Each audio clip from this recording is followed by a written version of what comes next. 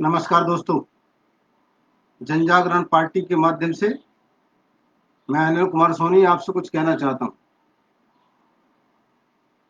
सांप और नेबुला जैसी लड़ाई कांग्रेस और भारतीय जनता पार्टी में चल रही है।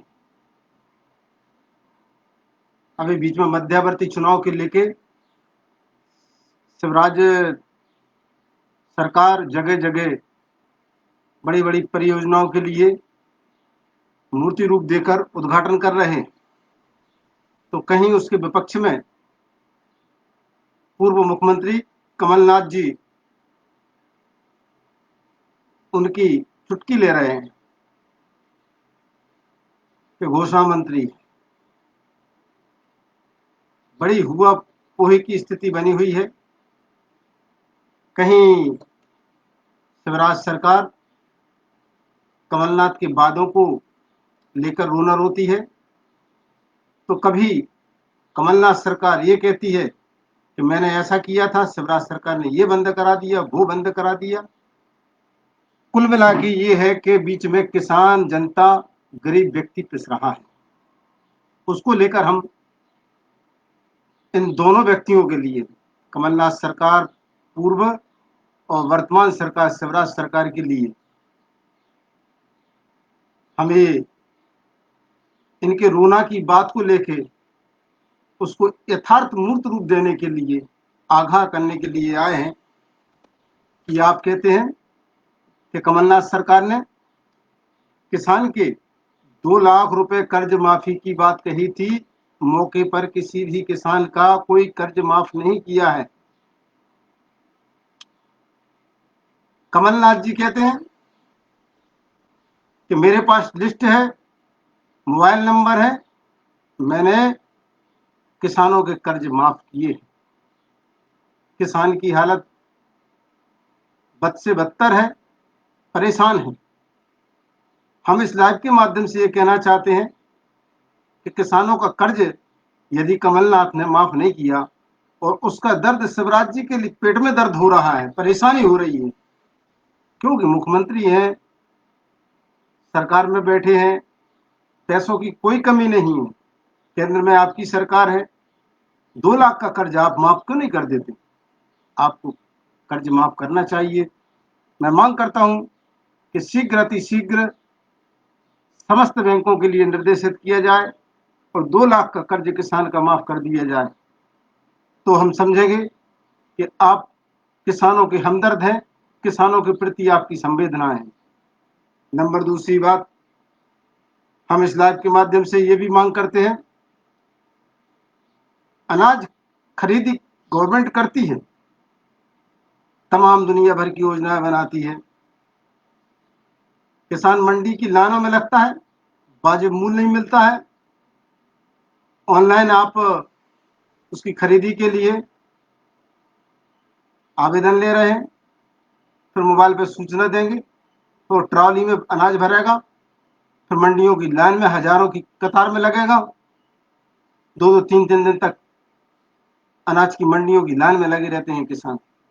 यहां मेरा कहना ये है कि पंचायत स्तर पर अनाज खरीदी केंद्र स्थापित किए जाएं, वहीं से उस पंचायत के जितने भी गांव लगते हैं उन समस्त किसानों का पंचायत स्तर पर केंद्र खोलकर सरकार के लिए अनाज खरीदना चाहिए। और किसान के लिए पंचायत स्तर से ही खाद, बीज, उर्वरक, तमाम यूरिया, सब सारी व्यवस्थाएं पंचायत स्तर से उपलब्ध कराने की व्यवस्था करना चाहिए, ये हम मांग करते हैं। तीसरी बात, भारत के प्रधानमंत्री श्री नरेंद्र मोदी जी का कहना है कि हम 2022 तक किसानों की आय दुगनी कर देंगे। इस पर बल शिवराज सिंह चौहान, वर्तमान मुख्यमंत्री मध्य प्रदेश सरकार ने भी जिक्र किया है। मैं उनसे कहना चाहता हूं कि किसान के लिए जो क्रेडिट कार्ड आपने बनाए गए हैं, उनमें 0% ब्याज दर पे आप 1 लाख, 2 लाख, 3 लाख, 4 लाख, 5 लाख, जो भी आप पैसे किसान के लिए देते हैं, उसकी राशि दुगनी कर दी जाए तो किसान का भला होगा। नंबर तीसरा, किसान के लिए वाजिब मूल्य नहीं मिलता है। सरकार किसान को लेकर संवेदनशील है ऐसा प्रदर्शित करती है, चाहे वो कांग्रेस सरकार हो, चाहे वह भारतीय जनता पार्टी की सरकार हो। इतनी संवेदनशीलता व्यक्त करती है कि मैं भी एक किसान का बेटा हूं, किसानों के दर्द को समझता हूं। तो किसान का दर्द किसान से बेहतर कोई नहीं समझता है। हम अच्छी तरीके से जानते हैं क्योंकि हम किसानों के बीच में रहते हैं। किसानों के दर्द को समझने वाले शिवराज सरकार से मैं कहना चाहता हूं कि किसान के लिए अनाज का मूल्य का निर्धारण ऐसा किया जाए जिससे कि उसकी आय में बढ़ोतरी हो सके। अब हम शिवराज सरकार से ये कहना चाहते हैं, शिवराज सरकार वृद्धों की पेंशनों के लिए लेकर, संबल योजनाओं को लेकर तमाम दुनिया भर की कफन तक की बात कर डाली। आपने वनवासी लोगों के लिए पट्टे की बात करी। इस धरती पर, भूमंडल पर सबका अधिकार है। केवल बातों ही बातों से काम नहीं चलेगा। आपके गवर्नमेंट के कर्मचारी जो दफ्तरों में बैठकर भ्रष्टाचार कर रहे हैं, उनके लिए हर घर घर द्वारे द्वारे में भेजकर मौके पर ही पट्टे और सारी की सारी सुविधाएं उन्हें उपलब्ध कराइए, लिखित तुरंत दीजिए आप उनके लिए। तब तो बात है कि हाँ, सरकार जो है, आपने तो भूमंडल पर सरकारों के माध्यम से अपन काबिज हो गए हैं। मौके पर सारी दस्तावेजों के माध्यम से आपने किसी को अतिक्रमण में बता दिए, किसी को सरकारी भवन बता दिए, किसी को कुछ बता दिए, यही करते आए। धरती पे सबका हिस्सा है। रहवासियों के लिए तुरंत जो है पट्टे दिए जाएं, जिनके पास कागज नहीं है उनके लिए आदेशित किए जाएं।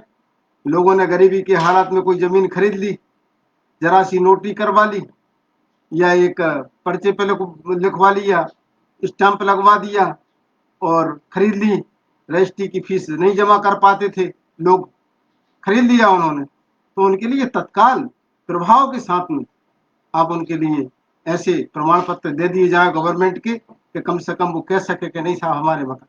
अब आदमी किराए से मकान तक नहीं दे पाता है। उसका कारण केवल एक ही है कि उस पर कागजात नहीं है। मकान तो बना लिया उसने, कहीं उसका किराए का मकान जो हड़प ना ले लोग बाग। बच्चे दर बदर की ठोकरें खा रहे हैं। तो मुश्किल व्यवस्था की आप करना होगी। वृद्धा पेंशन, निराश्रित पेंशन, विकलांग पेंशन 1500 रुपए किए जाएं।